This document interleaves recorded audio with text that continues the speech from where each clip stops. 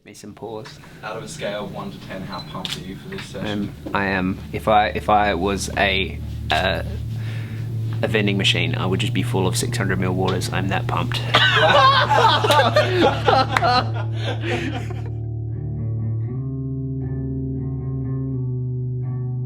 My name is Dil Simmons. I have tracked drums and some vocals for the album. What are you doing? Threw some vocals down for the part of the demon right at the end of Nightmare. The end of Nightmare. And I feed on the lives that fall. I think the big thing is that, like, 2-3 days of solid tracking, I feel body tired, which means I feel like I've put enough into it, you know? A lot of this album is so physical, like you feel it, you move with it, and so playing drums, man, like my arms are tired from doing it, but that's what it takes. So I feel like I've put like 100% of what I needed to in it. Like, I feel like even if we had to go back and do more drums or more takes, like, I'd be knackered. That's because it's got what it needs. And this album, just like it's like a huge vortex of energy. Like, you can keep pulling things into it, and it's a certain point where it just gets so big.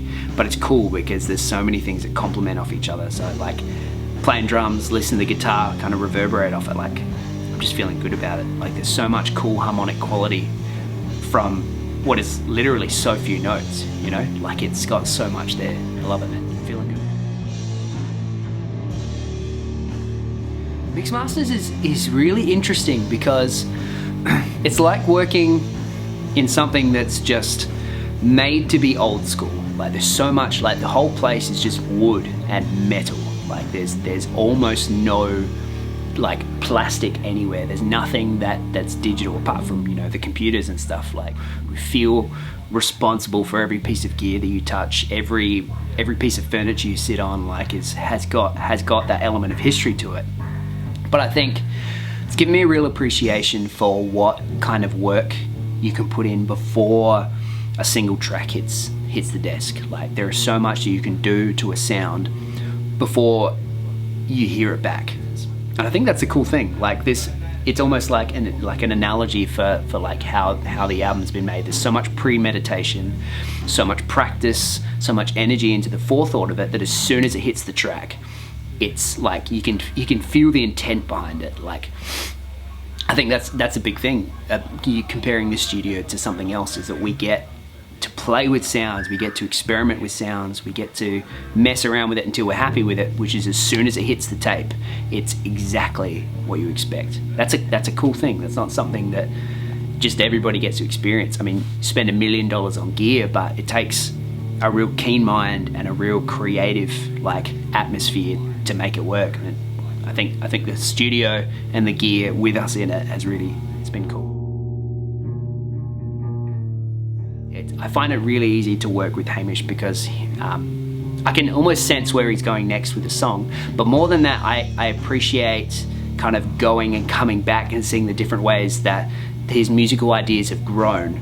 That you know, different complexities, the different sounds and that he wants to come up with have changed and grown in different ways, but there's still so much sensibility behind it. There's such a raw focus on what it means to create rock music, to create a rock album that has a feel that emulates that same feeling of going back and listening to old classic rock. And that's a hard thing to capture because we talk about the fact that you know, rock is in its final ages. You know, there'll be other kinds of music that take precedence into the future, but it just goes to show that the art of creating good rock music isn't dead in that. And I think this project, being a baby of Hamish's, and you know, he actually is like totally centered around it, he gets it, this is what he wants to create, is evidence that other people can do this too, that rock and roll like isn't just a fad in the past. Like guitar music is heavy and influenced by everything. You can take a concept like learning or like the creative process and reapply it to old scratchy record guitar music and it still holds substance. And I think like it takes a particular kind of creative person to do that. And it comes down to the focus and the determination to make it work. And I appreciate that in Hamish because not everybody has that. You know, work with people that just will bend and flex wherever they want to go, but he's like the piece of iron in amongst a whole bunch of wood. You know, it stays firm, it's the thing that supports everything else and it gives it a really solid drive and it trusts, works.